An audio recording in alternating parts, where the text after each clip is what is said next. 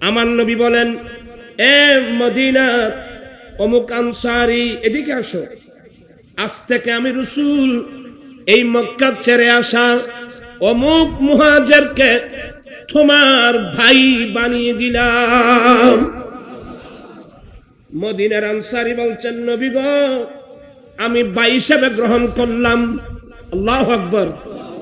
আমার রাসূল বলছেন, এ মদিনার অমুক আনসারী, আমি আজ থেকে মক্কা ছেড়ে আসা অমুক মুহাজিরকে তোমার ভাই বানিয়ে দিলাম। বান্দা, যখন তোমরা একে অপরের শত্রু ছিলে, মক্কার জমিনে রাসূল করিম সাল্লাল্লাহু আলাইহি ওয়াসাল্লাম পৃথিবীর জমিনে যখন তশরিফ আনলেন,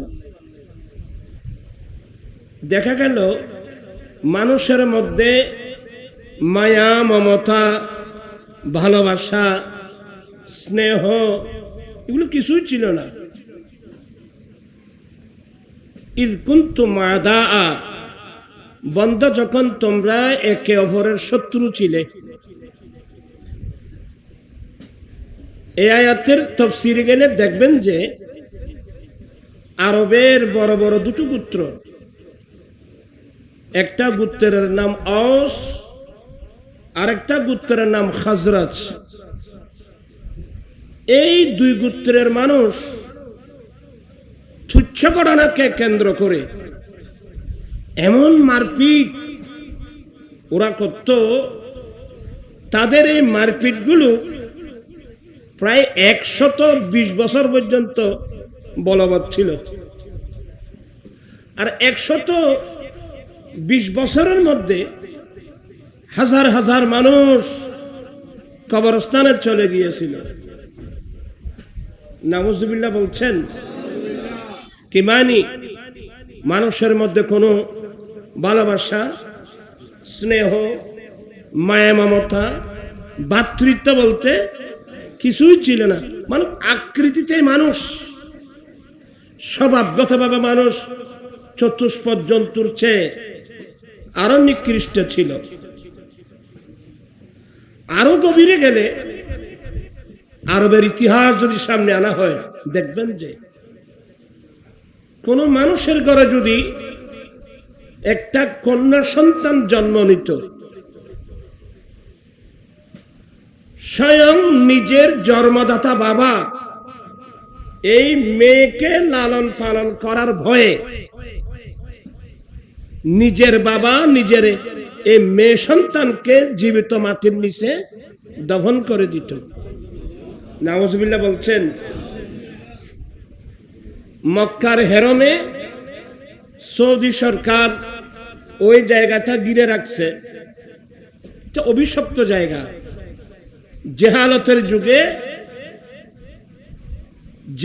যার কাছে কোনো কন্যা সন্তান হয়েছে, তার বাবাই নিজের এক কন্যা সন্তানকে জীবন্ত মাটির নিচে দফন করে দিত। কোন মেয়ের স্বামী মারা গেলে তার স্বামীর সঙ্গে তার স্ত্রীকেও জীবন্ত মাটির নিচে দফন করে দিত। এক কি পরিবেশ ছিল! কথা বলছেন। আমার দয়াল নবীর আগমন, আল্লাহ নিজেই বলছেন, ওয়াজকুরু নি'মাতাল্লাহি আলাইকুম ইয কুনতুম আ'দাআ। বান্দা, যখন তোমরা পরস্পর শত্রু ছিলে, দুশমন ছিলে, ওই সময় আমি রব্বুল আলামিন তোমাদের কাছে একটা নিয়ামত পাঠিয়েছি। ওই নিয়ামত যখন আসলো, ফাআল্লাফা বাইনা কুলুবিকুম, অতঃপর আমি রব্বুল আলামিন তোমাদের অন্তরের মধ্যে ভালোবাসা সৃষ্টি করে দিয়েছি। সুবহানাল্লাহ।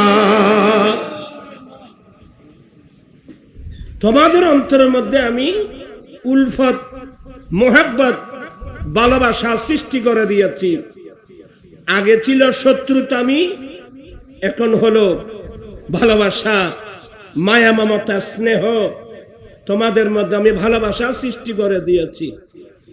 ফাসবাহতুম বিনিমাতিহি ইখওয়ানা, সেই নিয়ামতের ওসিলায় তোমরা আজকে সমাজের মধ্যে একে অপরের সাথে কাঁধে কাঁধ মিলিয়ে ভাইয়ের মতো ভাই ভাতৃত্ব সুলভ আচরণের মাধ্যমে শান্তিতে তোমরা বসবাস করছো। বান্দা, আল্লাহর সেই নিয়ামতের কথা স্মরণ করো। প্রশ্ন আসবে, সে কোন নিয়ামত যে আল্লাহর নিয়ামত আসার কারণে মানুষের শত্রুতা মিটা ভালোবাসায় পরিবর্তন হয়ে গেল, মানুষের মধ্যে ভ্রাতৃত্ববোধ এসে গেল, স্নেহ মায়া মমতা আসলো, সে কোন নিয়ামত? উত্তর আসবে একটাই, নিয়ামাতুল কুবরা আলাল আলামিন নবী মুহাম্মদুর রাসূলুল্লাহ সাল্লাল্লাহু আলাইহি ওয়াসাল্লাম। চিৎকার দিয়ে বলুন না সুবহানাল্লাহ। ইন ওয়াফাই ফেলোসাই ইন কিলে দিও রে থাদ দিয়ে রে লাগাতে লাগবে, আরাম মৃত্যু নাইলে আঘাত করলে কেন করিবে? এগুলার কোনো দরকার আছে? আপনাদের কি কোনো সমস্যা তো হচ্ছে না? তো নবী আসছেন, ভালোবাসা আসছে। নিয়ামত মানে সবচেয়ে বড় নিয়ামত, নিয়ামতুল কুবরা, আল্লাহর বড় নিয়ামত নবী মুহাম্মদুর রাসূলুল্লাহ সাল্লাল্লাহু আলাইহি ওয়াসাল্লাম পৃথিবীর জমিনে আসছেন, মানুষের মধ্যে ভালোবাসা আসছে, স্নেহ আসছে, মায়া মমতা আসছে। মানুষের অন্তরে যে বিদ্বেষ ছিল, শত্রুতামি ছিল, সেই শত্রুতামিটা ভালোবাসায় পরিবর্তন হয়ে গেল। চিৎকার দিয়ে বলুন না সুবহানাল্লাহ। সেই নিয়ামতের আলোচনা করার দরকার আছে তো। নবী আসছেন, ভালোবাসা আসছে। আমি কিছু বিশ্রী কথা বলবো, অপছন্দনীয় কথা বলবো। আজকাল আমাদের বাংলাদেশের মধ্যেও দেখা যায় বিশ্ব ভালোবাসা দিবস। কি দিবস? বিশ্ব ভালোবাসা দিবস। নাউজুবিল্লাহ বলবেন না? আপনারা যেটাকে ভালোবাসা দিবস বলছেন, এটার নাম ব্যভিচার দিবস। আপনি ভালোবাসা পেলেন কোথায়? ভালোবাসা দিবস আমার দয়াল নবী নিয়ে এসেছেন। কিছুক্ষণ পরে আমি বলবো। আমরা এমন এক যুগে আসলাম, সবাই শিক্ষিত মানুষ, অনেক সময় কথা বলতে নিজের কাছেও কি লাগে, লজ্জা লাগে। ভালোবাসা আর ব্যভিচারের পার্থক্য কি? ভালোবাসার ডেফিনিশন কি? ব্যভিচারের ডেফিনিশন কি? ভালোবাসার নাম যদি ব্যভিচার হয়, নাউজুবিল্লাহ বলবেন না? আসলে এই যে একটা অপসংস্কৃতি, এটা বাংলাদেশে এরশাদ আমলে এসেছে। কোন আমলে? জাতীয় পার্টির চেয়ারম্যান এরশাদের আমলে আমরা সর্বপ্রথম দেখলাম। ঢাকা ইউনিভার্সিটির ক্যাম্পাসের মধ্যে দেখা গেল এই ভালোবাসা দিবস নামক একটা ব্যভিচার দিবস। ছেলে মেয়ে তো প্রত্যেকের আছে, অনেক সময় লজ্জা লাগে। 500 জন ইয়ং যুবককে সাজানো হলো, 500 যুবতী মেয়েকে সাজানো হলো, বুকে এবং পিঠে ব্যানারের মতো লেখা ক্যাম্পাস প্রদক্ষিণ করা হলো। 1 নম্বর ভালোবাসার জায়গা এখনো খালি আছে। নাউজুবিল্লাহ বলছেন? ভালোবাসার জায়গা এখনো খালি আছে। 2 নম্বর, আজকেই বুকিং দিন, ভালোবাসার বুক দিবেন না কদ্দবা। নাউজুবিল্লাহ বলছেন সবাই? অনেক লজ্জাকর বিষয়। আরব সরকারের কাছে কি দাবি দিল? আমরা একে অপরকে ভালোবাসতে চাই, আমরা সরকারের কাছে ভালোবাসার জন্য একটা উন্মুক্ত মাঠ চাই। আমার কাছে সব পেপার কাটিং আমার কাছে আছে। আমার ভাইরা, আমি জানতে চাচ্ছি, এই যে বিশ্ব ভালোবাসা দিবস নামক একটা বেবিচার দিবস, এটা কি আমাদের বাঙালি সংস্কৃতি? আপনারা আমাকে কিন্তু হেল্প করবেন। এটা কি আমাদের বাঙালি সংস্কৃতি? এটা কি আমাদের বাংলাদেশি সংস্কৃতি? এটা আমাদের বাংলাদেশি সংস্কৃতি নয়, এটা আমাদের বাঙালি সংস্কৃতি নয়। যদি বাঙালি বা বাংলাদেশি সংস্কৃতি হতো তাহলে তো এই অনুষ্ঠানটা আমরা বাংলাদেশের জন্মলগ্ন থেকে তো আমরা দেখতাম। এটা আমাদের বাঙালি সংস্কৃতি নয়, এটা আমাদের বাংলাদেশি সংস্কৃতি নয়, এটা একটা কমপ্লিট আমেরিকা ইউরোপের অপসংস্কৃতি। আমি সরকারের কাছে অনেকবার দাবি দিয়েছি, এই অনুষ্ঠান বাংলার জমিন থেকে চিরদিনে বন্ধ করে দেওয়া হোক।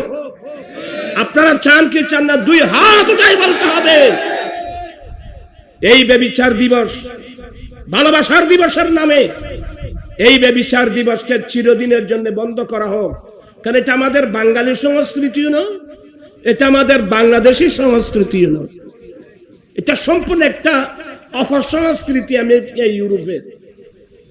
তবে আমাদের একটা দুর্ভাগ্য, আমরা এমন একটা জাতি, আমরা বাইরের অপসংস্কৃতিকে ভালোবাসতে গিয়ে নিজস্ব সংস্কৃতি আমরা হারিয়ে ফেলি। আমরা জানিও না আমাদের সংস্কৃতিটা কি। এবার আপনাদেরকে বুঝাবো ভালোবাসা দিবস কোথায় পেলেন আপনি? আরে আমার রাসূল আসছেন, ভালোবাসা আসছে। আমার নবী আসছেন, মায়া মমতা আসছে। আমার নবী আসছেন, ভাতৃত্ববোধ আসছে। এবার একটা আপনাদেরকে লম্বা হাদিস শোনাবো, আপনারা কি মনোযোগ সহকারে শুনবেন?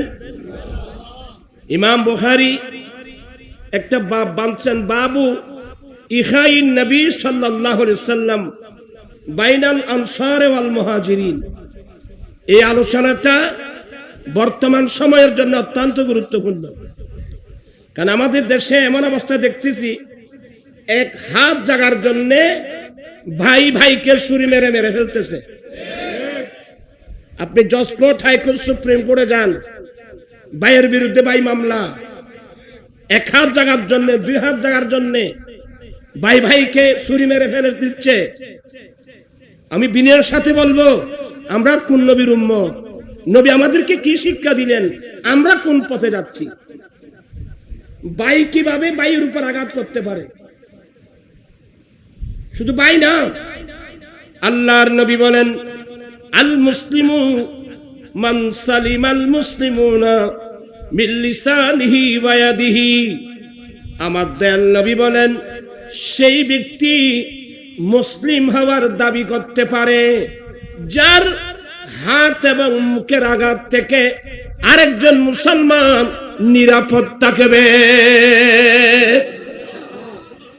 আপনার হাত এবং মুখ থেকে যদি আরেকজন মুসলমান নিরাপদ না থাকে, আপনি মুসলিম দাবি করার কোনো অধিকার আপনার কাছে নাই। আমার জীবন মরণ সাজাবো মাদানি। তোয়ার এটা সাঁতারে নো, তোয়ার সাকতায় মানুষ তো এটা ফানি ভাত খাওয়া জানাবি এখন।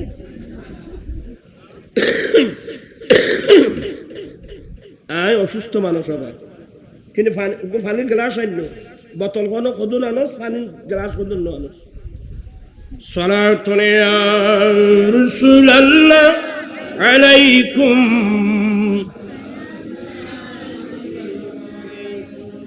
নসীমে যা নিবি বতুহা গুজরকুম যে আহওয়ালম মুস্তাফারা খবর কোন। সালাতুন ইয়া আলাইকুম। যাই হোক, আপনাদেরকে আমি বিরক্ত করব না। আমি বুঝাতে চেয়েছিলাম, খুব মনোযোগ সহকারে শুনবেন। আজকে ভাই ভাইয়ের মধ্যে যুদ্ধ, ভাই ভাইয়ের সাথে কথা বলা পর্যন্ত বন্ধ করে দেওয়া হয়েছে। কেউ 2 বছর, কেউ 5 বছর, কেউ 10 বছর পর্যন্ত ভাই ভাইয়ের সাথে কথা বলে না। ভাইয়ের ঘরের মধ্যে মেজমান চলছে, বাইরের মানুষ এসে মেজমান খাচ্ছে, নিজের ঘরের আপনজন যারা হকদার ভাই এবং বাতিজা বাতি এরা কিন্তু দাওয়াত পাচ্ছে না। এই সিস্টেমগুলো বর্তমান হচ্ছে তো, আপনি কিভাবে সম্ভব এগুলো? আমার ভাইয়েরা, ওই বলছিলাম বাবু ইখাইন নবী সাল্লাল্লাহু আলাইহি ওয়াসাল্লাম বাইনাল আনসার ওয়াল মুহাজিরিন। আপনারা সবাই আলেমদের জবানে শুনেছেন, মক্কা থেকে যারা হিজরত করে আমার নবীর নির্দেশে যখন মক্কাবাসী মুসলমানের উপর যখন নির্যাতনের স্টিম রোলার চালাচ্ছিল, আমার নবীর নির্দেশ, আল্লাহর নির্দেশে আমার নবীর নির্দেশ দিয়েছেন তোমরা মক্কা থেকে হিজরত করে চলে যাও। প্রথম হিজরত মক্কা থেকে হাবশা, দ্বিতীয় হিজরত মক্কা থেকে হাবশা, তৃতীয় হিজরত মক্কা থেকে মদিনাতুল মুনাওয়ারা। আমার নবী নির্দেশ দিলেন, এ আমার মুমিন মুসলিম সাহাবা একরাম, নারী পুরুষ যারা ঈমান এনেছো, জালিম এই মক্কার মানুষ মুসলমানের উপর নির্যাতনের স্টিম রোলার চালাচ্ছে, তোমরা ঈমান ইসলাম রক্ষার জন্য মক্কা ত্যাগ করে মদিনায় চলে যাও। এ করুণ ইতিহাস আমরা অনেকে জানি না।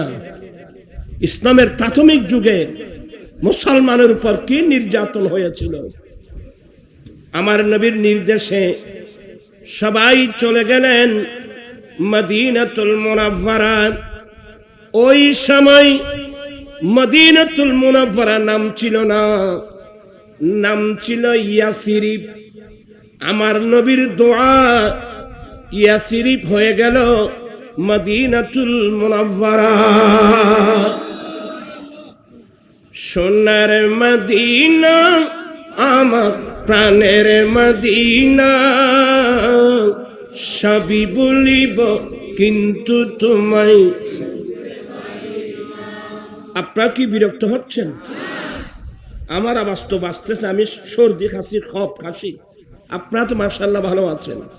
ভালো করে পড়ুন, সোনার মদিনা আমার সবই বলিব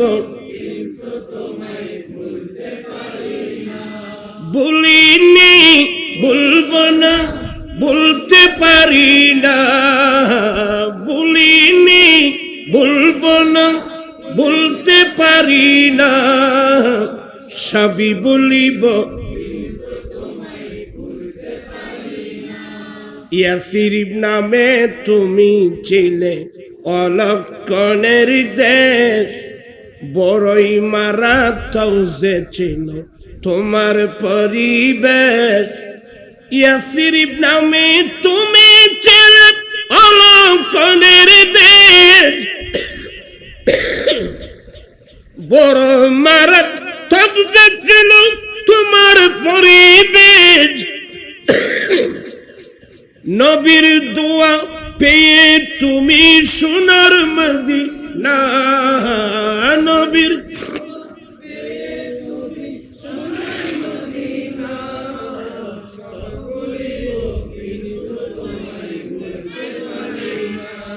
সোনার মদিনা আমার প্রাণের মদিনা, সবই বলিব।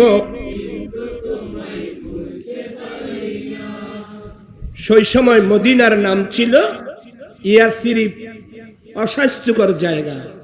আমার নবীর দোয়ায় সে জায়গা হয়ে গেল মদিনাতুল, শুধু মদিনাতুল মুনাওয়ারা না। শেখ মুহাক্কিক দেহলভী তার বিখ্যাত কিতাব জজবুল কুলুব ইলা দিয়ারিল মাহবুব, এই কিতাবের মধ্যে মদিনাতুল মুনাওয়ারার 12টা নাম নকল করে। উমিরতু আন উসাম্মিয়াল মদিনা তাবা তাইয়্যিবা তাবা, আমাকে নির্দেশ দেওয়া হয়েছে আমি যেন মদিনা শরীফের নাম তৈয়বা রাখি, তওবা রাখি, তৈয়বা রাখি। এভাবে মদিনা শরীফের কয়টা নাম? 12টা নাম। তো লাস্টে শেখ মুহাক্কিক বলছেন জায়গা হলো একটা, শহর হলো একটা, নাম বেশি কেন? বলে যে শহরের গুণ বেশি সেই শহরের নাম বেশি। চিৎকার দিয়ে বলুন না সুবহানাল্লাহ। এটার নাম মদিনাতুল মুনাওয়ারা। সবার প্রাণ কিন্তু ওইদিকে। কোন দিকে? মদিনাতুল মুনাওয়ারার দিকে। তো আমি এভাবে বললে গেলে দেরি হয়ে যাবে।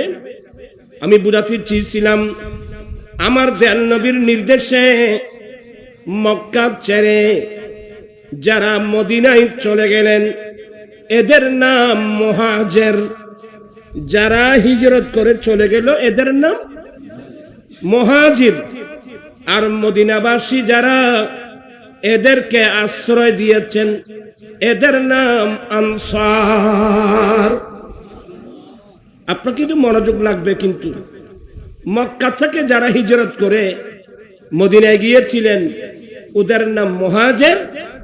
মদিনাবাসী যারা ওদেরকে আশ্রয় দিয়েছেন ওদের নাম কিন্তু আনসার, বড় সাহায্যকারী। বিরক্ত হচ্ছেন বুধ আমার ভাইয়েরা? তো এতগুলো মানুষ মক্কা ছেড়ে এতগুলো মানুষ একসাথে মদিনা শরীফ চলে গেল, তো মদিনাবাসীর জন্য এটা একটা বোঝা না? এটা একটা বোঝা না?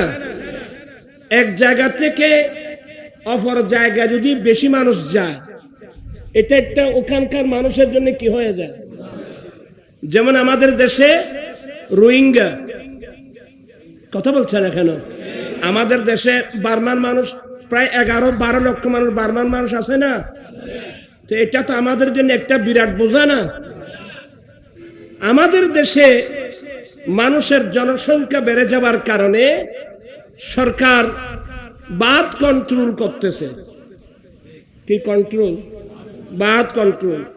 ছেলে হোক মেয়ে হোক, আপনারা কিছু বুঝেন না বুঝো? ছেলে হোক মেয়ে হোক, 2টি সন্তানে যথেষ্ট।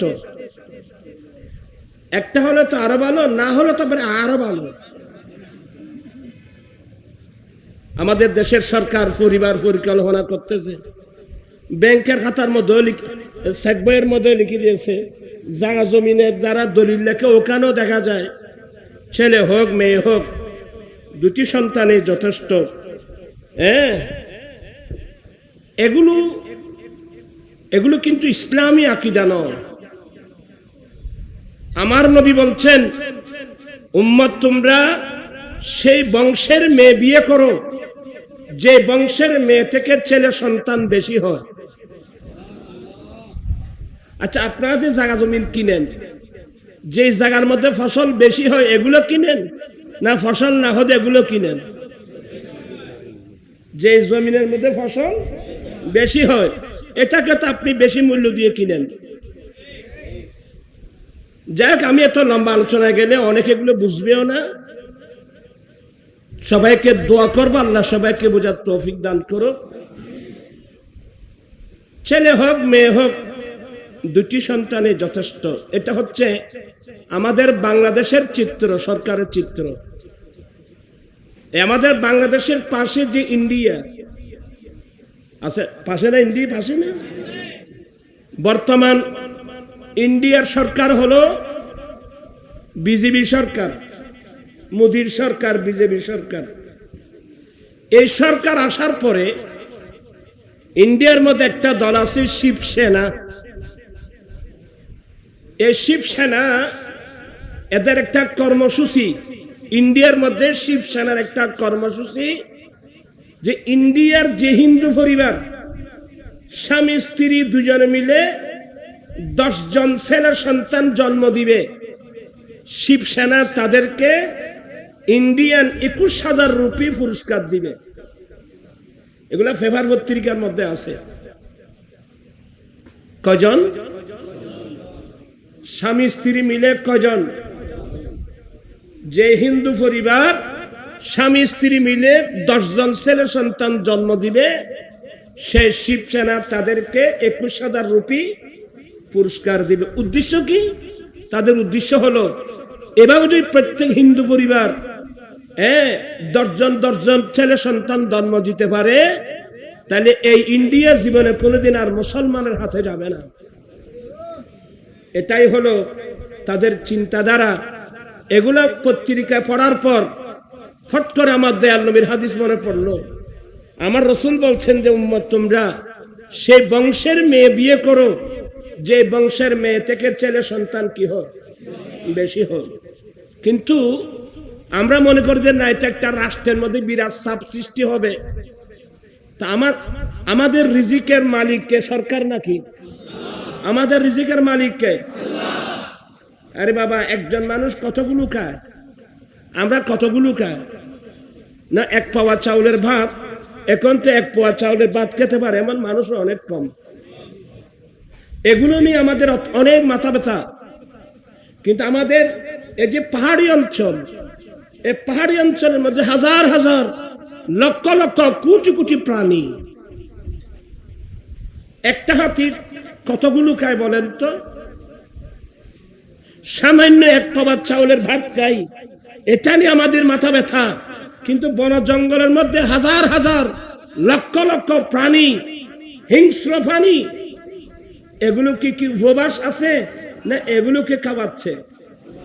এগুলো কি উপবাস না খানা খাচ্ছে? কে খাওয়াচ্ছেন? হায় হায় হায় হায়, মানুষের ঈমান অনেক দুর্বল হয়ে যাচ্ছে।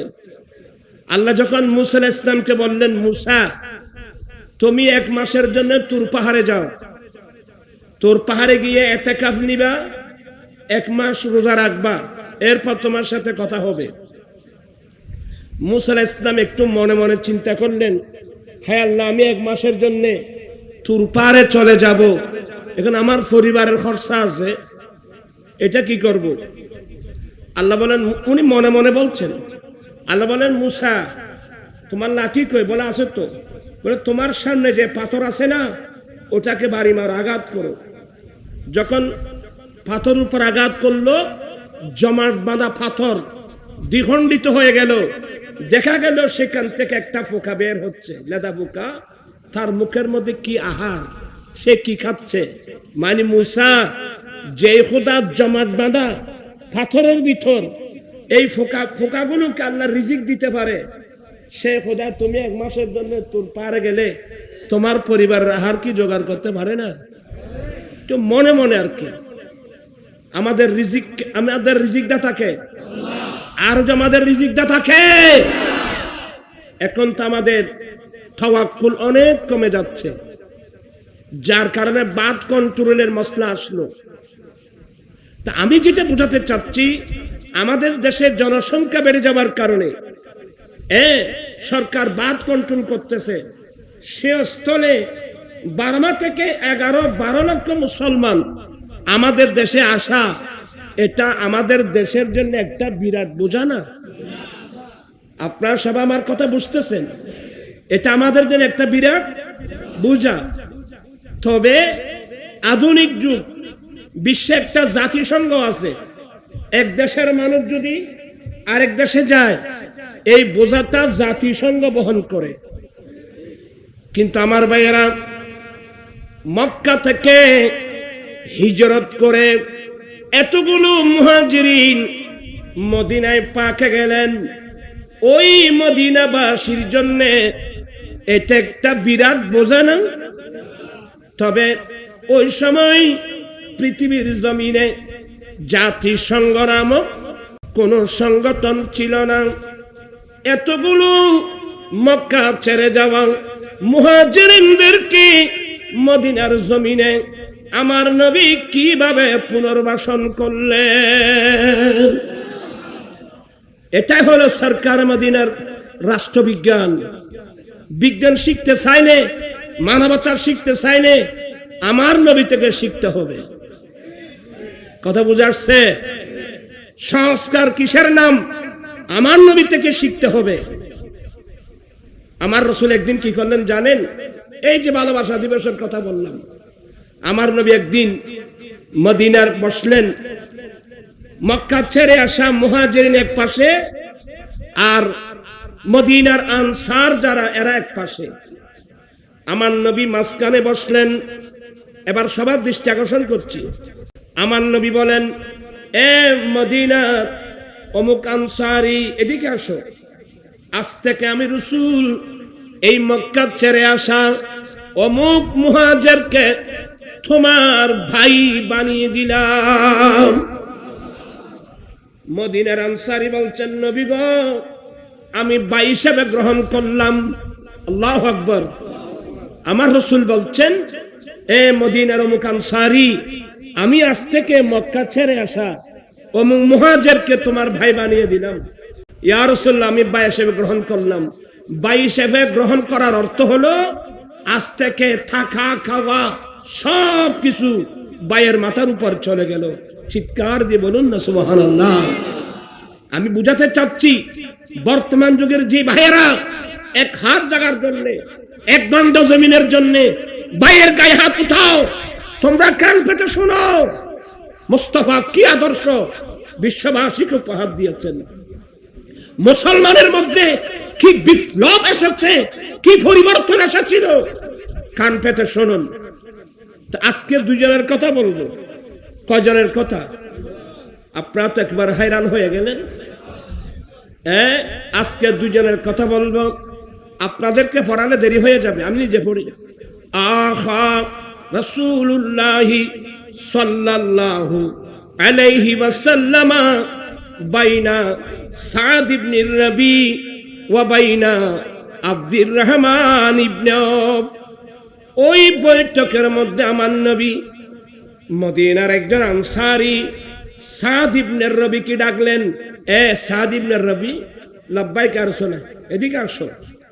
এ সাদ ইবনে রবি, আমি নবী আজ থেকে মক্কা ছেড়ে আসা আব্দুর রহমান ইবনে আওফকে তোমার ভাই বানিয়ে দিলাম।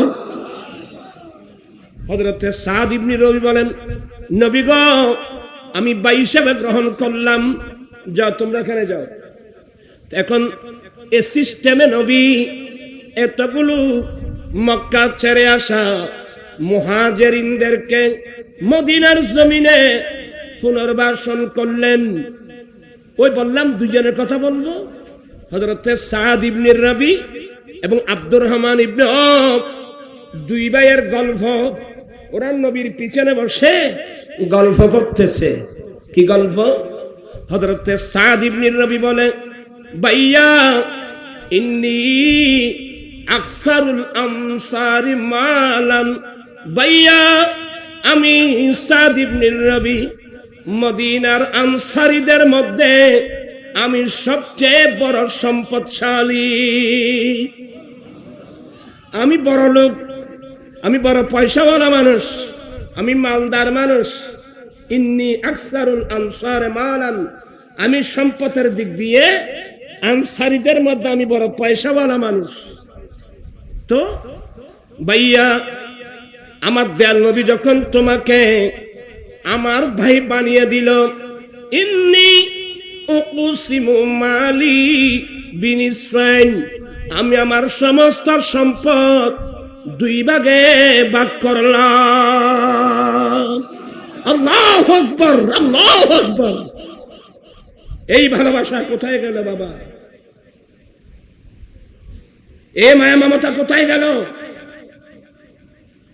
ভাইয়া, ইন্নী উকসিমু মালি বিনিসফাইন, আমি আমার সমস্ত সম্পদ দুই ভাগে ভাগ করলাম। এক ভাগ আমার থাকবে, যেহেতু তুমি আমার ভাই সেহেতু, আর অর্ধেক মাল আজ থেকে তোমার। এ ভালোবাসা কোত্থেকে আসলো বলেন তো? কি মায়া লাগাইলা মদিনায় মাকি, পড়েন। কি মা,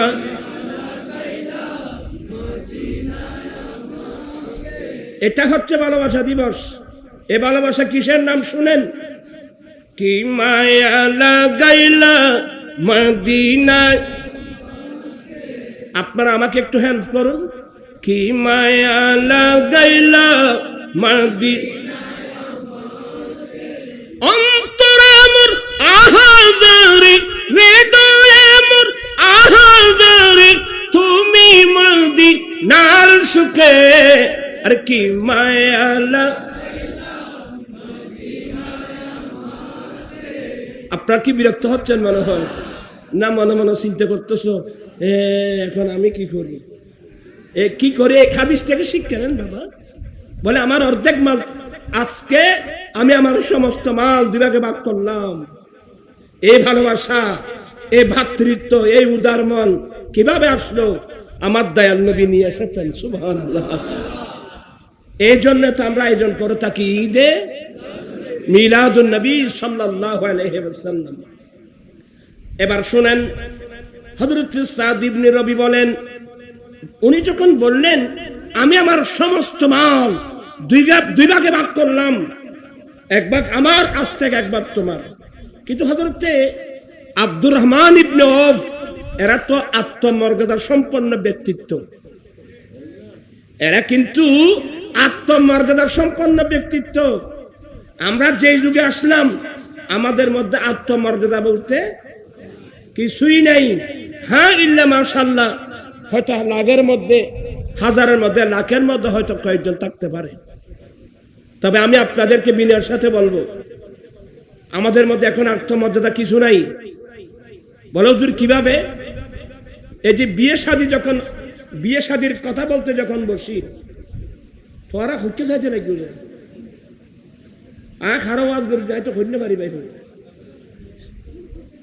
তোরা আর ক্লাসের উপযোগী মানুষ নয়। আমি আপনাদেরকে বুখারীর হাদিস পড়াচ্ছি, ওইটা সাহায্য দিকে সাহায্য ছোট সাহায্য দিব না, আর দিত না, আরো দুটো আয় হইতেন না। বলতে চাচ্ছিলাম আপনার কিন্তু মনোযোগ লাগবে বাবা। কিন্তু এবার কি বলছেন, আমি যেটা বোঝাতে চাচ্ছিলাম, আজকে যে বিয়ে শাদীকে সামনে রেখে বিয়ে সাহেব বড় যাত্রী কত, এটা কেন ধরলেন আপনি? ফার্নিচার কৈফত, এটা কেন ধরলেন আপনি? টাকা কেন দাবি করলেন? এই যে যৌতুক প্রথা, এটা ভিক্ষা প্রথা। কথা বলছেন না কেন? এটা ভিক্ষা। এই সমাজকে সংস্কার করার প্রয়োজন। এই গুনাহগার আজকে 16 বছর পেরিয়ে 17 বছরে পড়ল যৌতুকের বিরুদ্ধে আন্দোলন, মাদকের বিরুদ্ধে আন্দোলন। আলহামদুলিল্লাহ, সে আন্দোলনের ফসল আজকে হাজার হাজার ছেলে যৌতুক ছাড়া কি করতেছে? আপনারা কি সাক্ষী আছেন? তো আজকে আমি দেখতে চাই, হুজুর আমরা কয়দিন বাঁচবো? আমার বাবা কবরস্থানে, আমার দাদা দাদি কবরস্থানে, আমাকেও চলে যেতে হবে। আমি কয়দিন আছি দুনিয়ায়? যে সময় আমরা এখানে আছি, আমরা নবীর সুন্নাত মোতাবেক চলতে চাই কি চাই না? দুই হাত উঠাই বলতে হবে, চলতে চাই কি চাই না? আল্লাহু আকবার, ইয়া রাসূলুল্লাহ। আমার জীবন মরণ সাজাবো মাদানী রঙে, আমার জীবন মরণ মাদানী, সেই রঙে রঙিন হলে আল্লাহ রাসূল থাকবে আমার সঙ্গে। আমার জীবন মরণ মাদানী, আমার জীবন আমার মরণ আমি সাজাবো মাদানী রং দিয়ে। মাদানী রঙের অর্থ হলো আমার দয়াল নবীর সুন্নাত দিয়ে। আমরা রাসূল পাকের সুন্নাত দিয়ে আমরা আমাদের জীবনকে সাজাতে চাই কি চাই না? যদি সাজিয়ে নিতে পারি, চলাফেরা, উঠা বসা, লেনদেন, আচার ব্যবহার, ব্যক্তিগত, পারিবারিক, সামাজিক, রাষ্ট্রীয়, সমাজনীতি, অর্থনীতি, রাষ্ট্রনীতি, রাজনীতি, শিক্ষানীতি, বাণিজ্য নীতি, পররাষ্ট্রনীতি, এক কথায় জন্মলগ্ন থেকে মৃত্যুকাল পর্যন্ত আমরা আমাদের জীবনটা যদি নবীর সুন্নাত দিয়ে সাজিয়ে নিতে পারি, কবরে হাসরে কিয়ামতের কঠিন দিনে আপনার পাশে আমার দয়াল নবী তো থাকবে। কথা বলছেন না? আমার দয়াল নবী থাকবে কিনা? অতএব আমি বলবো, আমরা নবীর, যে ছেলেরা বিয়ে করো নাই, নবীর সুন্নাত মোতাবেক বিয়ে করবা। যৌতুক ছাড়া বলে হুজুর আমি যৌতুক দিলেও নেব না, আমি প্রয়োজনে রিক্সা টেনে উপার্জন করব, আমি প্রয়োজনে ঠেলা গাড়ি টেনে উপার্জন করব, আমি প্রয়োজনে দিন মজুরি কাজ করে উপার্জন করব, তারপর আমি ভিক্ষা চাইব না। যৌতুক সামান্য কমপ্লিট কি চাওয়া? ভিক্ষা চাওয়া। আজকে আমি এমন নবীর প্রেমিক দেখতে চাই যারা নবীর সুন্নাত মোতাবেক যৌতুক ছাড়া বিয়ে করবে। এমন কোন নবীর প্রেমিক আশিক উম্মত আজকের মাহফিলে থাকলে হাত উঠাও। মাশাআল্লাহ, হাত উঠাও। নারায়ে তাকবীর, নারায়ে রিসালাত, নারায়ে গাউসিয়ত, জামাত আহলে সুন্নাত। আয়াল্লাহ অনেক বাইরে হাত উঠাই ওয়াদা দিয়েছে, এই ফিতনা ফাসাদের যুগে দুনিয়ার মায়া পায়ের নিচে দিয়ে আল্লাহ তোমার মায়া, তোমার রাসূলের মায়া নিয়ে এর ছেলেরা সিদ্ধান্ত নিয়েছে এরা শাদী করবে যৌতুক ছাড়া, সম্পূর্ণ তোমার নবীর সুন্নাত মোতাবেক। সুবহানাল্লাহ। যারা ওয়াদা দিয়েছেন আর যারা ওয়াদা দেন নাই, সত্যি যদি এই যুগে, যদি এই যৌতুকের যুগে যদি আপনারা সিদ্ধান্ত নিতে পারেন আমি যৌতুক ছাড়াই আমার নবীর সুন্নাত মোতাবেক শাদী করব, তাহলে আপনার জন্য একটা বিরাট পুরস্কার। আল্লাহর নবী বলেন, মান তামাসসাকা বিসুন্নতি ইনদা ফাসাদে উম্মতি ফালাহু আজরু মিয়াতে শহীদ। ফিতনার যুগে, ফাসাদের যুগে যে উম্মত আমি নবীর একটা সুন্নাত মজবুত করে ধরবে, আল্লাহ তাকে 100 শহীদের সওয়াব দান করবে। আল্লাহু আকবার। আরেকটা কথা বলবো, আপনার এখানে অনেক মানুষ আছেন মুখের মধ্যে কিন্তু দাড়ি নাই। অনেক বাইরে আছে পরিবেশের কারণে বা কারণে অকারণে অনেক ভাই মুখের মধ্যে দাড়ি রাখেন নাই, অথচ আমরা সবাই জানি পুরুষরা দাড়ি রাখা এটা আমার দয়াল নবীর একটা সুন্নত। আজকে দেখেন আমাদের বাংলাদেশের পাশে ইন্ডিয়ার প্রধানমন্ত্রীকে নরেন্দ্র মোদী মুসলিম না হিন্দু? আরে হিন্দু না, উগ্রবাদী হিন্দু। কিন্তু তার মুখে কি? এরা বিধর্মী হওয়ার পরেও অনেক দূরে বসে আমার নবীর সুন্নত নিয়ে ওরা স্টাডি করতেছে। হ্যাঁ, মুসলমানের নবীদের যে সুন্নত তদ মধ্যে একটা হলো পুরুষরা দাড়ি রাখা। হ্যাঁ, দাড়ি রাখলে তো মানুষের চেহারার সৌন্দর্য বাড়ে, মানুষের মর্যাদা বাড়ে, মানুষের চেহারা সৌন্দর্য বাড়ে। আপনি দাড়ি রাখেন নাই, ঘরের মধ্যে ছবি আছে, আস্তে ওয়াজ শুনে না আমি দাড়ি রাখবো, দাড়ি রেখে আর একটা ছবি উঠাবেন, দুইটা পাশে রাখবেন, কোনটা বেশি সুন্দর? দাড়ির মাধ্যমে মানুষের চেহারার সৌন্দর্য বাড়ায়, মানুষের সম্মান বাড়ায়, মানুষের মর্যাদা বাড়ায়। শুধু তাই না, দাড়ির লজিক সম্পর্কে আপনারা তো জানেন না। আমার ভাইয়েরা, আমি যখন দাড়ির ওয়াজ করি, একবার আনোয়ারা থানার এক ছেলে আমার খুবই ভক্ত, যখন আমি দাড়ির ওয়াজ করতেছিলাম, তো এই ছেলে তার সাহস করে বলছেন আমাদের চট্টগ্রামের ভাষায়, হুজুর দাড়ির আলি তো মাইফোনা জামাইলি তো নয়। আসলে ছেলে তার কথাটা ফেলে দেওয়ার নয়, কারণ মুসলমানের পরিবেশ এমন নষ্ট হয়ে গেছে, কোন মেয়ের জন্য পাত্র আসলে ছেলের মুখে দাড়ি দেখলে নিজের বাবাই পর্যন্ত ডিনাই করে দেয়, বলে এরা বুড়া জামাই। দাড়ি রাখলে কি মানুষ বুড়া হয়? এগুলো হলো মানুষের রুচি নষ্ট হয়ে গেছে, অপসংস্কৃতি এগুলো। আমি আপনাদেরকে বলবো, তা আমি বলছি শুনো, দাড়ি রাখলে যখন ডিনাই করলো আল্লাহ তোমাকে রক্ষা করেছেন, বলে তার মানে আমি বললাম তুমি আজ থেকে আল্লাহর নবীকে ভালোবাসে তুমি দাড়ি রেখে দাও। বিবাহ করার আগে তুমি পাত্রী নির্বাচনে যাওয়ার আগে মুখের মধ্যে দাড়ি নিয়ে যাও। কারণ আমার দয়াল নবী বলেন, আদ-দুনিয়া কুল্লুহা মাতাব, উম্মত দুনিয়ার সব কিছু তোমাদের ভোগের সামগ্রী।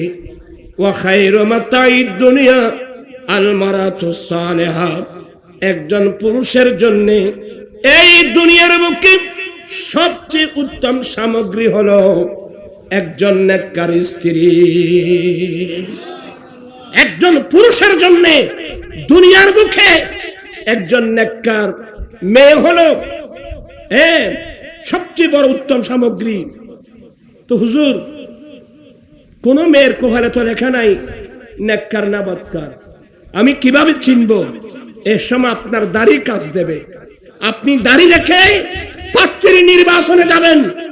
যেই মেয়েটা তোমার পছন্দ হলো, এই মেয়েটা তোমার মুখে দাড়ি দেখে তোমাকে ডিনাই না করে তুমি সিদ্ধান্ত নিতে পারবা এই মেয়ের অন্তরের মধ্যে আমার দয়াল নবীর প্রতি শ্রদ্ধা আছে, মহব্বত আছে, ভালোবাসা আছে। আবার সেই মেয়েও সিদ্ধান্ত নিতে পারবে। যেই যুগের ছেলেরা রাত্র দিন ক্রিম শেভ করে, এই একজন ইয়ং ছেলে, কিন্তু এরপরেও যে বয়সের ছেলেরা রাত্র দিন ক্রিম শেভ করে, এই ছেলেটা দাড়ি কেন রাখলো? নিশ্চয় ছেলেটার অন্তরে আমার দয়াল নবীর ভালোবাসা আছে। আমি যদি এই ছেলেকে স্বামী হিসেবে গ্রহণ করি, আমার রাসূল সেদিন আরফাতের মাঠে দাঁড়িয়ে কি বলছিলেন? এই আমার পুরুষ উম্মত, তোমাদের উপর তোমাদের স্ত্রীদের কতগুলো হক আছে, অধিকার আছে। এক নম্বর অধিকার, আখাসতুমুহুন্না বিআমানিল্লাহ। উম্মত, তোমার স্ত্রী এটা তোমার দাসী নয়, এটা তোমার বাঁধি নয়। তোমার স্ত্রী এটা তোমার দাসী নয়, এটা তোমার বাঁধি নয়। এটা কি? আখাসতুমুহুন্না বিআমানিল্লাহ। ফরের ঘরের একজন মেয়েকে তোমার হাতে তুলে দেওয়া হয়েছে আকদের মাধ্যমে।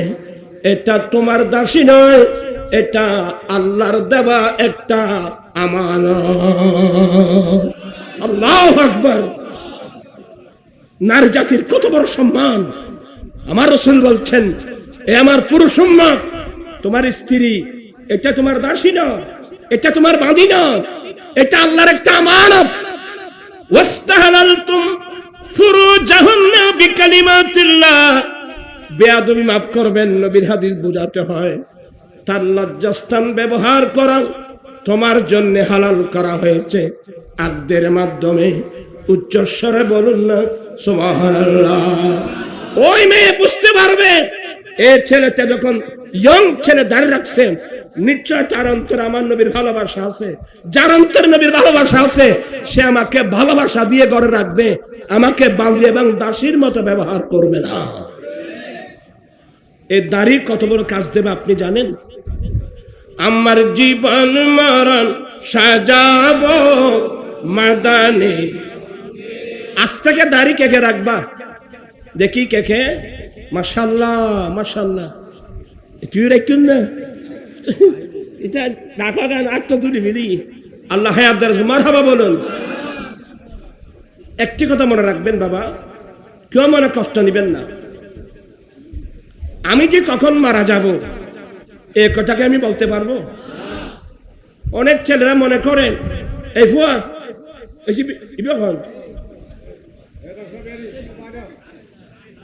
তুই আরে বেচা বিক্রি না করিস ভাই, একটু বই থাকবো যা।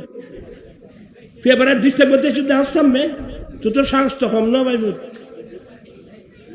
সালাতুন ইয়া রাসূলুল্লাহ আলাইকুম। আমরা অনেকে মনে করে আসবো, বয়স্ক হব, তারপর দাঁড়িয়ে রাখবো। এখন ইদানিং দেখা যায় ইয়ং ইয়ং যুবক হার্ট অ্যাটাক করে, ব্রেন স্ট্রোক করে করে মারা যাচ্ছে। আমি আমার ভাইদেরকে বলবো, খোদাই না করুক, তুমি যে মুখে দাড়ি রাখো নাই, এই অবস্থা যদি মারা যাও, কবরের মধ্যে তো আমার দয়াল নবী আসবে। কথা বলছেন দেখেন আপনারা, কবরের মধ্যে আমার দয়াল নবী আসবে। বিশ্বাস আছে? হাত উঠাই বলে বিশ্বাস আছে। আমার দয়াল নবী আসবে, এটা আমাদের আহলুস সুন্নাত ওয়াল জামাতের আকীদা। ইসলামের নামে অনেক দল আছে আহলুস সুন্নাত ছাড়া, এরা বলে নবী কিভাবে আসবে, এখানে একটা ফটো এগুলো হাদিসের অপব্যাখ্যা। এখানে কি এই হাদিসের কি অপব্যাখ্যা? খবরের ভিতর আমার রাসূল আসবে, কিভাবে আসবে এটা চিন্তা করার আপনার দরকার তো নাই। এরা নবী কেন মেরাজের হাদিস শুনেন নাই? আমার রাসূল মেরাজ রাত্রে যখন প্রথম আসমানে গেলেন, ওখানে আদম আলাইহিস সালাম। দ্বিতীয় আসমানে যখন গেলাম, ওখানে ঈসা আলাইহিস সালাম। তৃতীয় আসমানে যখন গেলাম, ওখানে ইউসুফ আলাইহিস সালাম। বাবা কেন? আদম আলাইহিস সালাম প্রথম আসমানে, উনি তো ইন্তেকাল করেছেন প্রায় 7-8 হাজার বছর আগে। কিন্তু মেরাজের রাত্রে আমার নবী দেখলেন কোথায়? প্রথম আসমানে। জিবরিল বলেন, নবী গো, ইনাকে চিনেন? এগুলা বুখারী মুসলিমের হাদিস, মেশকাতেও আছে। আমার নবী বলেন, তুমি বলো না জিবরিল, হাযা আবুকা আদম, ইনি আমার আপনার বাবা আদম আলাইহিস সালাম, সাল্লিমহু, আপনি সালাম করুন। আমার নবী সালাম করলেন। আদম আলাইহিস সালাম সালামের উত্তর দিয়ে দোয়া দিলেন, মারহাবা ইয়া ইবনে সালেহ, মারহাবা ইয়া নবী সালেহ। এবার বলুন তো, আদম আলাইহিস সালাম প্রথম আসমানে গেলেন কিভাবে? এই জমিন থেকে আসমানের দূরত্ব 500 বছরের দূরত্ব। তাহলে আদম আলাইহিস সালাম প্রথম আসমানে গিয়েছে তো, মানুষের নাম হতে দেয়, এগুলো সহিহ হাদিস। তাহলে বুঝতে হবে আল্লাহর নবীদেরকে সে পাওয়ার দিয়েছেন। তো মদিনা শরীফ থেকে বাংলাদেশের কবরস্থান কতটুকু? 7000 মাইল দূরে। যদি একজন নবী ইন্তেকালের হাজার হাজার বছর পরেও আসমানে যেতে পারে, কেউ দ্বিতীয় আসমানে, কেউ তৃতীয় আসমানে, কেউ চতুর্থ আসমানে, কেউ পঞ্চম আসমান, কেউ ষষ্ঠ আসমান, কেউ একেবারে সপ্তম আসমান হযরত ইব্রাহিম আলাইহিস সালাম, ষষ্ঠ আসমানে মূসা আলাইহিস সালাম। যে মূসা আলাইহিস সালাম বারংবার আমার নবীকে পাঠিয়ে নামাজ 50 ওয়াক্ত নামাজের পরিবর্তে কমাতে 5 ওয়াক্তের মধ্যে নিয়ে এসেছে। তাহলে এবার আপনারা বলুন, ওরা কিভাবে গেলেন? তাহলে বুঝতে হবে আল্লাহ নবীদেরকে সে পাওয়ার দিয়েছেন। অতএব এটা বুঝে আসলে আমার নবী যে আমার মৃত্যুর পর আমার নবী যে আমার কবরে আসবে, এটা বুঝতে কি আর কোনো কষ্ট হবে? একজন পাগল বলছেন, শমসু ভান্ডারী, মন করনা কি রে রাগে যাবে যে কবরে, মন করনা কি রে রাগে যাবে যে কবরে, আমন এ দরুদি মদিনা শহরে। আপনারা তো পড়তে পারতেছেন না। যাই হোক, আমার নবী কবর আসবে তো কোনো সন্দেহ আছে? একেবারে কোনো সন্দেহ নাই। তো আপনি যদি আপনার মুখে যদি দাড়ি না থাকে, আপনি দাড়িবিহীন চেহারাটা আপনি আমার নবীকে কিভাবে দেখাবেন বাবা? এই জন্য আমি সবাইকে বলবো, আমরা কয়দিন আছি আমরা তো নিজেও জানি না। ভুল করবেন না। একটা নিঃশ্বাস যাচ্ছে, আমার অনেক সময় চলে যাচ্ছে। আমি আজ থেকে দাড়ি রেখে দেব, এমন নবীর প্রেমিক আসে এই মাহফিলে আসো তো? আমি সবাইকে আপ্রাণ চেষ্টা করে যাচ্ছি জাতিকে বোঝানোর জন্য। আল্লাহ পাক সবাইকে মাহবুব নবীর সুন্নাত মোতাবেক চলার তৌফিক দান করুক। কি বিরক্ত হচ্ছেন? আমি অনেক দূরে চলে আসলাম। হযরত আব্দুর রহমান ইবনে আউফ বলেন, এখান থেকে ছিলাম, বলে আমি বড় পয়সাওয়ালা মানুষ, আমার অর্ধেক সম্পদ আমি মালকে 2 ভাগ করলাম, 1 ভাগ আমার, আজ থেকে আরেক ভাগ মাল তোমার। কিন্তু উনি কি বলছেন? উনি হ্যাঁ না কিছু বলে নাই। এবার হযরত সাদ ইবনে রবি বলেন, ভাইয়া আল্লাহর নবীর নির্দেশে মক্কা থেকে মদিনায় এসেছেন, মন ছোট করবেন না।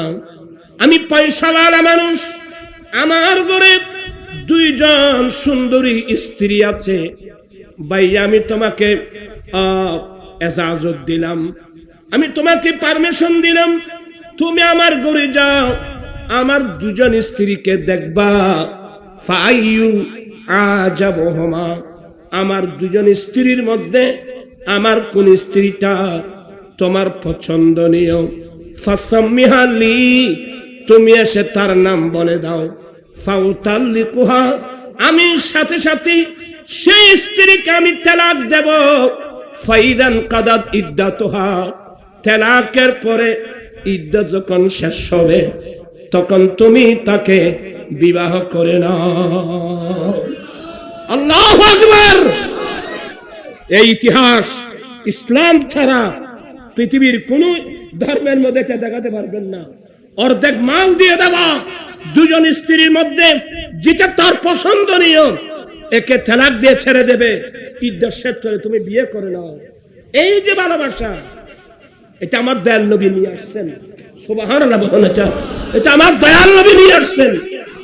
নিশ্চয়ই এই হাদিস যারা শুনেছেন আপনারা লজ্জিত হবেন, যারা ভাইয়ের গায়ের উপর আঘাত করতেছো। আপনারা যারা ভাইয়ের গায়ের উপর আঘাত করতেছো, এক হাত জায়গার জন্য, এক গন্ডা জমিনের জন্য ভাই ভাই মারতেছো, নিশ্চয় তোমরা লজ্জিত হবে। এরা কি মায়ের পেটের ভাই? না না, অন্য মানুষকে ভাই বানিয়ে দিয়েছেন। তাহলে মায়ের পেটের ভাই যারা হবে, আমার আল্লাহ কোরআন শরীফ বলছেন ইন্নামাল মুমিনুনা ইখওয়া, মুমিন মুমিন ভাই ভাই। আমার ভাইরা কি আমার রাসূল ভালোবাসা নিয়ে এসেছেন। এবার আসুন হযরতে আব্দুর রহমান ইবনে আউফ কি বললেন। এরা আত্মমর্যাদা সম্পন্ন ব্যক্তি। উনি কি বললেন? আমি নেব না, পারবো না, এ শব্দ বলে নাই। কথার ভাষা দেখেন, বারাকাল্লাহু ফি মালিকা ওয়া হালিকা, ভাইয়া আপনার মালের মধ্যে বরকত দান করো, আপনার সম্পদের মধ্যে আপনার স্ত্রীর মধ্যে বরকত দান করুক। আল্লাহ আপনার মালের মধ্যে বরকত দান করুক, আপনার স্ত্রীর মধ্যে বরকত দান করুক। ভাইয়া আপনারা যদি পারেন একটু সাহায্য করেন। আমার বাড়ি মক্কাতুল মুকাররমায়, আমরা হিজরত করে মদিনায় এসেছি। মদিনার বাড়িঘর চিনি না, মদিনার বাজার কোথায় চিনি না। যদি পারেন আইনা সুকুকুম, আপনাদের বাজার কোথায় আমাকে একটু দেখায় দেন। ফাদাল্লুহু ইলা বনু কায়নকা, কয়েকজন মিলে দেখাই দিল মদিনা শরীফের বাজার, বনু কায়নুকা বাজার দেখাই দিলেন। হযরতে আব্দুর রহমান ইবনে আউফ মক্কা থেকে আসার সময় পকেটের মধ্যে সামান্য দিনার দিরহাম ছিল। এগুলো নিয়ে মদিনার বাজারে গিয়ে দুটো জিনিস কিনলেন, একটা মিষ্টি জাতীয় আর একটা টক জাতীয়। দুটো জিনিস কিনে এনে মদিনা শরীফের গলি গলি হেঁটে হেঁটে ব্যবসা শুরু করলেন। আল্লাহু আকবার। কিন্তু অর্ধেক মাল দেওয়া যিনি দিতে বলছেন নিয়েছেন, এটার নাম আত্মমর্যাদা। অর্ধেক মাল দেওয়ার কথা বলছেন, উনি বলছেন ভাই আপনার মালের মধ্যে আল্লাহ বরকত দান করুক, আমার লাগবে না, এই শব্দ বলে নয়, কারণ অন্তর ভেঙে যাবে। উনার একজন স্ত্রী তালাক দিয়ে বিয়ে করানোর কথা বলছেন, উনি নিয়েছেন। এগুলোর নাম, উনি সামান্য পয়সা ছিল, দিনার দিরহাম ছিল, মদিনার বাজার থেকে কিনে এনে মদিনার গলি গলি হেঁটে হেঁটে উনি ব্যবসা শুরু করলেন। কারণ আমার আল্লাহ কোরআনে বলছেন আহাল্লাল্লাহুল বাইয়া ওয়া হারামার রিবা, ব্যবসা হালাল, সুদ কিন্তু হারাম। ব্যবসা হালাল, সুদ কিন্তু হারাম। আর শুধু ব্যবসা নয়, আল্লাহর নবী বলেন আত-তাজিরুস সুদুকুল আমিন মান নবিয়িনা ওয়াস সিদ্দিকিনা ওয়াস শুহাদাই ওয়াস সালিহিন। যে উম্মত আমানতদারির সাথে ব্যবসা করবে, মাফজুফের মধ্যে বেশ কম করবে না, কোয়ালিটির মধ্যে বেশ কম করবে না, যারা আমানতদারির সাথে ব্যবসা করবে, কিয়ামতের কঠিন দিনে আম্বিয়া ইকরাম, সিদ্দিকিন, শুহাদা ইকরামের সঙ্গে তাদের হাসর হবে। আপনারা যারা ব্যবসায়ী, আপনাদেরকে মোবারকবাদ, আপনাদেরকে ধন্যবাদ। তবে ব্যবসাটা আমানতদারির সাথে হতে হবে, যেন মালের কোয়ালিটির মধ্যে পরিবর্তন করা না হয়, মাপজুহের মধ্যে যদি বেশ কম করা না হয়। আমার নবীর সুন্নাত মোতাবেক ব্যবসা করবেন, বিরাট পুরস্কার আপনাদের জন্য। বলতে চাচ্ছিলাম হযরত আব্দুর রহমান ইবনে আউফ সুম্মা তাবাহু, তারপর দিন তাই, আজকে সামান্য, কালকে সামান্য, পরশু সামান্য জমা করতে করতে একদিন যখন মোটা অঙ্কের হয়ে গেল, তিনি দেখে শুনে মদিনার এক আনসারী মেয়েকে বিবাহ করে আমার নবীর দরবারে গেলেন। সালাম কালাম হলো, আমার নবীর আব্দুর রহমান, এটা কি? ইয়া রাসূলুল্লাহ, আমি একজন আনসারী মেয়েকে বিবাহ করাচ্ছি। আচ্ছা, মাশাআল্লাহ, মোহর কত দিয়েছ? দেখেন আমার রাসূল প্রথম জিজ্ঞাসা করলেন, মোহর কত দিয়েছ? ইয়া রাসূলুল্লাহ, নাওয়াতা মিন যাহাবিন, 5 দিরহাম ওজনের স্বর্ণ, যার দাম 10 দিরহামের চেয়ে বেশি। আমার নবী বলেন ঠিক আছে। এবার নবী নির্দেশ দিলেন, সুম্মা আউলিম ওয়ালাউ কানা বিশাতিন, উম্মত তুমি এখন একটা ছাগল জবাই করে হলেও মানুষকে ওলিমা খানা দাও। ওলিমা খানা আমার দয়াল নবীর সুন্নাত। এই হাদিস থেকে আমরা যে যৌতুক দাবি করি, পারবো? কথা বলছেন এখানে, পারবো? আল্লাহর নবী বলেন, মান ইসতাতা মিনকুম ফালিয়াতাযাওয়াজ। উম্মত যার বিবাহের সামর্থ্য হয়েছে, বিবাহের সামর্থ্য বলতে স্ত্রীর মোহর দেওয়া, স্ত্রীকে রাখার জন্য ঘর দেওয়া, স্ত্রীর পোশাক দেওয়া, স্ত্রীর খোরাকি দেওয়া, এই সামর্থ্য যার হয়েছে, উম্মত তুমি কাল বিলম্ব না করে তোমার উচিত হলো তোমার পছন্দনীয় মেয়েকে শাদী করে নেওয়া। মান ইসতাতা মিনকুম ফালিয়াতাযাওয়াজ, তোমাদের মধ্যে যার বিবাহের সামর্থ্য আছে তোমার উচিত বিবাহ করে নেওয়া। কেন ইয়া রাসূলুল্লাহ? আমার নবী বলেন, ফাইন্নাহু আগাদ্দু লিল বাসার, এই বিবাহ তোমার চোখের দৃষ্টি নিচু করে দেবে। তুমি যখন তোমার পছন্দনীয় মেয়েকে শাদী করবা, তুমি আর বেগানা মেয়ের দিকে আর দেখতে পারবে না। এই বিবাহ তোমার চোখের দৃষ্টি নিচু করে দেবে, তোমার লজ্জাস্থান হেফাজত করবে। আল্লাহু আকবার।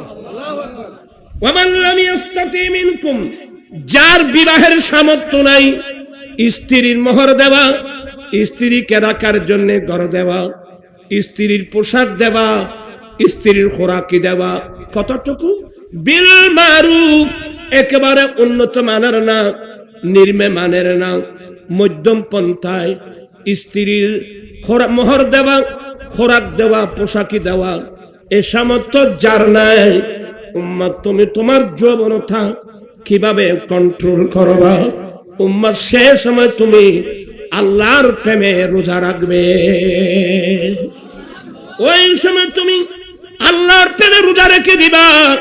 এ রোজায় তোমার নফসকে নিয়ন্ত্রণে নিয়ে আসবে, দুর্বল করে ফেলবে, তুমি অ্যাক্সিডেন্ট থেকে নিজেকে রক্ষা করতে পারবা। আল্লাহু আকবার, আল্লাহু আকবার। প্রাণ পিসাই ভাইরা, আমার দয়াল নবীর আদর্শ, আমার দয়াল নবীর সুন্নাত, এক একটা তরিকা, এগুলো যদি আমরা অনুসরণ করি, সমাজের মধ্যে কোনো বিশৃঙ্খলা থাকবে, সমাজের মধ্যে কোনো অশান্তি থাকবে। আজকে আমরা কি দেখছি যে সমাজের মধ্যে, বলেন তো? এই যে তার নাম ভালোবাসা দিবস, ইসলামের ইতিহাসে এটাই। আমার নবী মক্কা ছেড়ে আসা মুহাজিরকে মদিনার এক আনসারীকে ভাই বানিয়ে দিয়েছেন, থাকা ওনার ব্যবস্থা করে দিয়েছেন। এই যে ভালোবাসা, দেখেন মদিনাবাসী অন্তরকুলে নবীকে বুকে নেওয়ার কারণে লাশ পর্যন্ত হলো কি? আগে তো মদিনাবাসী নবীর পাগল ছিল, লাশটি দেখা গেল আমার রাসূল মদিনার জন্য পাগল হয়ে গেলেন। হুজুর কিভাবে? উম্মুল মুমিনিন মা আয়েশা সিদ্দিকা বলেন, আমার দয়াল নবী কোন সময় মদিনার বাইরে যদি কোথাও যেতেন, আমার দয়াল নবী কোন সময় মদিনা শরীফের বাইরে কোথাও যেতেন, কাজ সেরে মদিনার দিকে যখন আসতেন, আস্তে আস্তে অনেক দূর থেকে ফানাজারা ইলা জুদরাতিল মদিনা, আমার নবী অনেক দূর থেকে মদিনা শরীফের এরিয়ার বাড়িঘর নবীর নজরে আসতো। তখন আমার নবী মদিনার মায়ায় নিজের উটনিকে দ্রুত বেগে চালাতে। আল্লাহু আকবার।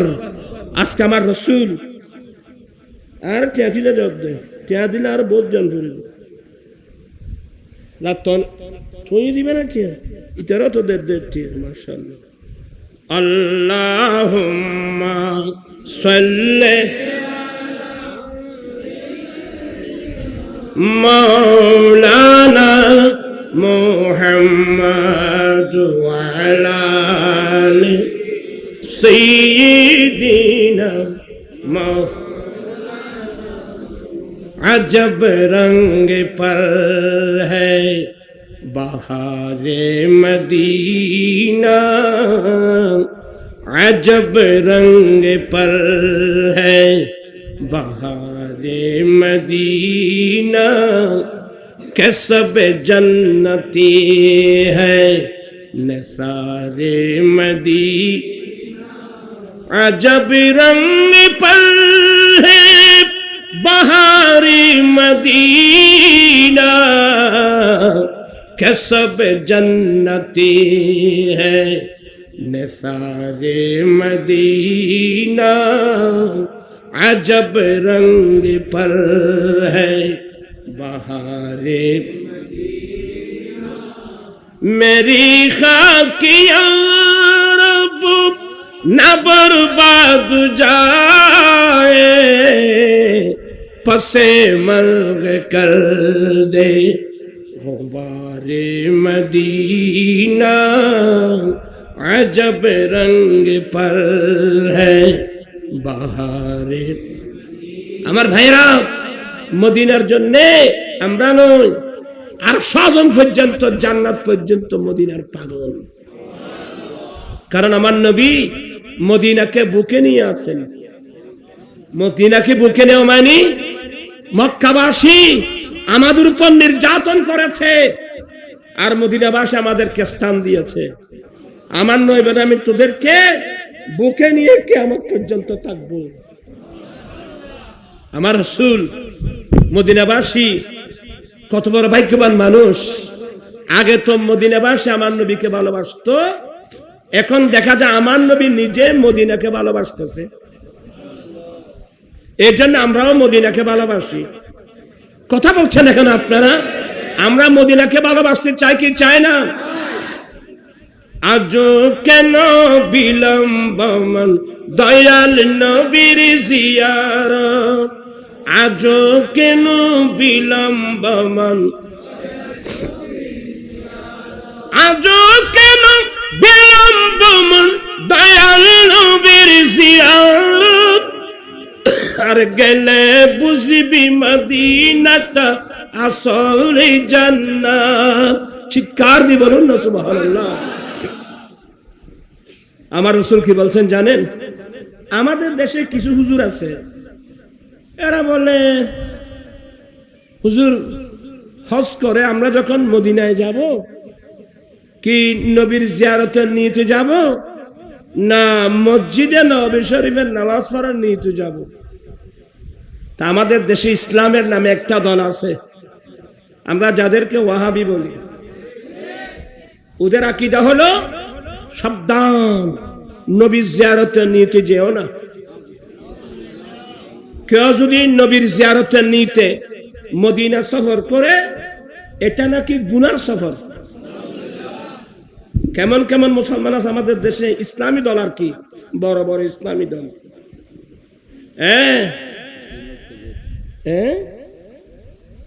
আমার কাছে এখনো মনে আছে বিগত সরকারের আমলের, এর আগের সরকার ওই সময় ছিল 7 দলীয় ঐক্য জোটের সরকার। সেই সময় ধর্ম বিষয়ক মন্ত্রণালয় থেকে হাজিদেরকে দেওয়ার জন্য হজ নির্দেশিকা বের করেছিল। যে কথাটা আমি মাইজবান্ডার মাহফিলে বলেছিলাম একজন মন্ত্রীর সামনে, ওখানে লিখছে যে নবীর জিয়ারতের নিয়তে, কোন কবর জিয়ারতের নিয়তে সফর করা যাবে না, মানে নবীর জিয়ারতের নিয়তে সফর করা যাবে না। যখন আমি লালদিঘির ফার এমন দোলাই দিলাম, তারপর বছর যেটা বের হলো, ওখানে দেখলাম যে নবীর কাছে কিছু চাওয়া যাবে না। কত বড় ষড়যন্ত্র! আমি সেদিন লাইভে বসলাম, লাইভে বলছে অনেক লাইভ, আপনারা তো দেখেন না মনে হয়, আমার লাইভগুলো দেখবেন। সেদিন আমি বলছি যে মদিনা নবীর জিয়ারতের নিয়তে মদিনায় যাওয়া এটা গুনার সফর নয়, এটা গুনাহ মাফ করানোর সফর। ওয়ালাউ আন্নাহুম ইযলামু আনফুসাহুম জাউকা ফাস্তাগফিরুল্লাহ ওয়াস্তাগফারা লাহুমুর রাসূলু লাওয়াজাদুল্লাহ তাওয়াবার রহিমা। এই আয়াতের তাফসীরে আমাদের আহলে সুন্নাত ওয়াল জামাতের তাফসীরের কিতাবগুলো রেখে দেন। কওমি লাইনের যারা আছে ওরা পর্যন্ত এই আয়াতের আলোকে, এমনকি পাকিস্তানের মুফতি শফি, কওমি লাইনের আশরাফ আলী থানভী, কওমি লাইনের শব্বির আহমদ ওসমানী, কওমি লাইনের এরা বলতেছে এই আয়াত থেকে একটা জাবেতা বেরিয়ে আসছে যে নবীর জিয়ারতের নিয়তে মদিনায় সফর করা এটা গুনাহের সফর না, কারণ আমার নবী জিন্দা। নবী দুনিয়ায় থাকতে যেভাবে মানুষ নবীর কাছে যাবে, নবীর ইন্তেকালের পরেও যেহেতু রাসূল জিন্দা, সেহেতু মানুষ নবীর কাছে যাবে, নবীর জিয়ারতের নিয়তে যাবে। বিরক্ত হচ্ছেন বোধহয় আপনারা, সব কথা প্রসঙ্গে আসতেছে আর কি, আমি ওই আলোচনায় যাব না, এটা দুঃখনীয় বিষয়। আল্লাহ বলছেন ওয়ালাউ আন্নাহুম ইযলামু আনফুসাহুম জাউকা, হে রাসূল এরা অর্থাৎ আপনার উম্মত এরা যখন এরা তাদের নফসের উপর জুলুম করবে, গুনাহ করবে, গুনাহ করে জুলুম করে, জাউকা এরা আপনি রাসূলের কাছে আসবে, আপনার রাসূলের কাছে এসে ফাস্তাগফিরুল্লাহ এরা আল্লাহর কাছে ক্ষমা প্রার্থনা করবে, ওয়াস্তাগফারা লাহুমুর রাসূল এবং রাসূল তাদের জন্য আল্লাহর কাছে ক্ষমা প্রার্থনা করবে, লাওয়াজাদুল্লাহ তাওয়াবার রহিমা, অবশ্যই এরা আল্লাহকে তওবা কবুলকারী বড় দয়ালু পাবেন। এই জন্য বললাম মদিনায় সফর করা এটা গুনার সফর না, এটা আল্লাহর কাছে গুনাহ মাফ করানোর সফর। সুবহানাল্লাহ। আল্লাহ সবাইকে হেদায়েত নসিব করুক, এই কথাগুলো বুঝার আল্লাহ সবাইকে তৌফিক দান করুন। আর এগুলো না, আমার রাসূল বলছেন মান ওয়াজাদা সা, যেই উম্মতের আর্থিক অবস্থা ভালো, সবাই কান পেতে শুনুন, আমার মান ওয়াজাদা সা, যার আর্থিক অবস্থা ভালো, ফালইয়ামুত বিল মদিনা, তার উচিত হলো মদিনা শরীফে এসে মৃত্যুবরণ করা। যার আর্থিক অবস্থা ভালো তার উচিত হলো মদিনা শরীফ এসে মৃত্যুবরণ করা। খলিফাতুল মুসলিমিন ওমর ফারুক রাদিয়াল্লাহু তাআলা আনহু সব সময় একটা দোয়া করতেন, আল্লাহুম্মা ইন্নী আসআলুকা শাহাদাতা ফি সাবিলিকা, মাওলা আমি ওমর তোমার রাস্তায় শহীদ হতে চাচ্ছি, এক নম্বর। দ্বিতীয় নম্বর, আমার শাহাদাতটা যেন তোমার রাসূলের শহরের মধ্যে হয়, মদিনা শরীফের মধ্যে হয়। দুটো দোয়া ফারুক আজমত আল্লাহর দরবারে কি হয়ে গেছে? কবুল হয়ে গেছে। আল্লাহ আমাদেরকেও, আমরা এক সময় নাত পড়তাম, এখন তো আর বয়সও নাই, এখন বয়স বেশি না, আর এমনি অসুস্থ। এক সময় আমরা অনেক সুন্দর নাত পড়তাম। ইনশাল্লাহ আল্লাহ যদি কোনোদিন তৌফিক দেয় সুস্থ হই, ইনশাল্লাহ নাতগুলো পড়বো আর কি। আল্লাহ পাক সবাইকে মাহবুব নবীর খাস উম্মত হিসেবে আল্লাহ কবুল করুক। আমি আর দেরি করব না।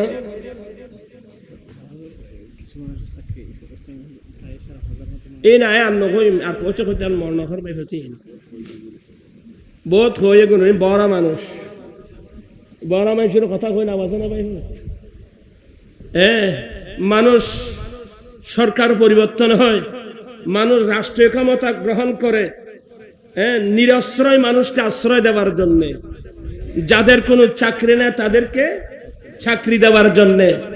এরা আসছে মানুষকে চাকরি থেকে করে দেওয়ার, চাকরিকে ফেলার জন্য।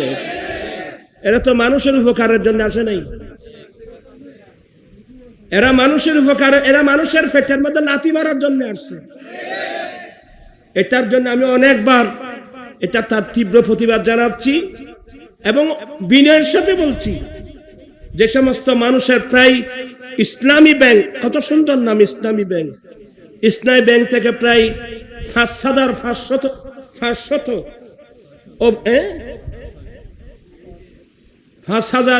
হোক 600 হোক অফিসার কর্মচারী, এদেরকে চাকরি থেকে কি করে দিল, বের করে দিল।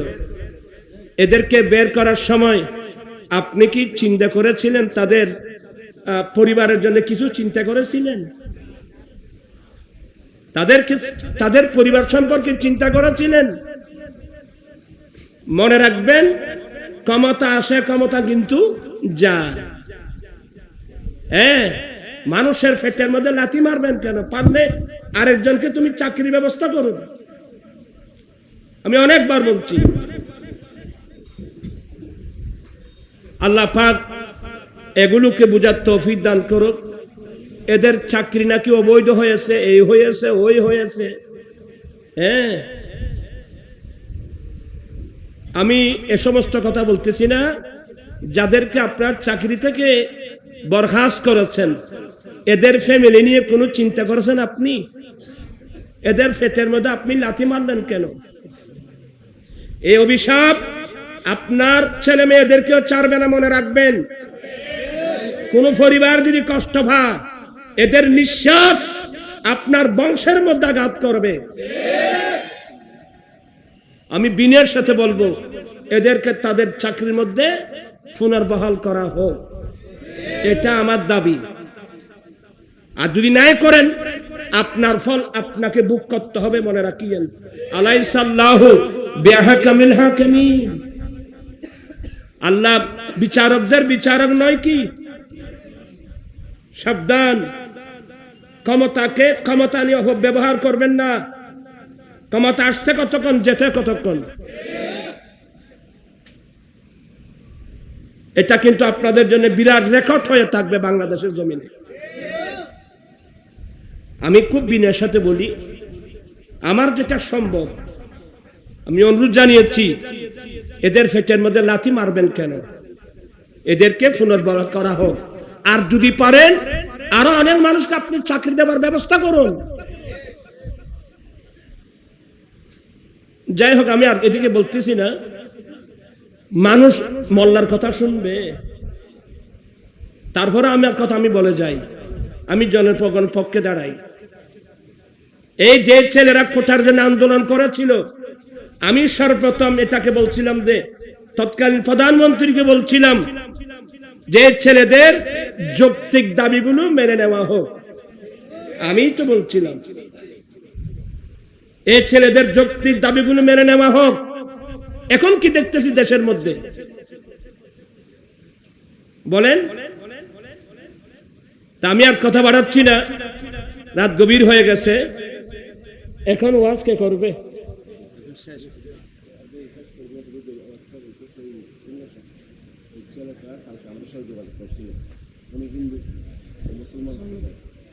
এখন না, এটা সরকারি এফিডেভিট করতে হবে। জি, এখন না, পরে। এটা কেউ যদি অমুসলিম থেকে মুসলমান হতে চায়, এটা বাংলাদেশের কানুন অনুযায়ী সরকারি কোর্ট থেকে এফিডেভিট করতে হবে। এটা পারমিশন দিলে আমি করতে পারবো। তো যাই হোক, আরেকটা কথা বলবো। আমার এই যে সংস্কারের যে কথা বলছেন, রাসূল করিম সাল্লাল্লাহু আলাইহি ওয়াসাল্লাম পৃথিবীর জমিনে এসে দেখলেন গোটা পৃথিবী সুধী সমাজে পরিণত হয়েছে। কোন সমাজ? রাসূল এসে দেখলেন পৃথিবীটা শোষিত সমাজ। সুদ মানে গরিব মিসকিন কাঙ্গাল অসহায় মানুষকে শোষণ করার বড় অস্ত্র। আমার রাসূল এসে দেখলেন যে সুদ, আরে সুদ সুদ, চক্রবৃদ্ধি সুদ। আল্লাহর নবী বলেন, ইন্না রিবাল জাহিলিয়া তাহতা কদমাইয়া মওদু। উম্মত জাহালাতের যুগের সমস্ত সুদ প্রথা আমি আমার পায়ের নিচে দফন করে দিলাম। আমার দেশ নবী সুদ প্রথা, সুদ সিস্টেম দফন করে দিলেন। সুবহানাল্লাহ বলবেন না? শুধু তাই নয়, আমার নবী বলেন লিরিবা সাবিঈনা হুবা। উম্মাহ সুদের 70টি গুনাহ, আইসারুহা আইয়ানকিহার রাজুলু উম্মাহু। সুদের 70টি গুনার মধ্যে একেবারে নরমাল গুনাহ নিজের ছেলে নিজের মাকে বিবাহ করা যত বড় গুনাহ। নাউজুবিল্লাহ। আমার রাসূল এই দরিদ্রতা বিমোচনের লক্ষ্যে কি করলেন? যাকাত সিস্টেম এনে দিলেন। যাকাত ফরজ পুঁজিপতির উপর, যাদের সামর্থ্য আছে তাদের উপর মালের যাকাত আল্লাহ ফরজ করে দিলেন।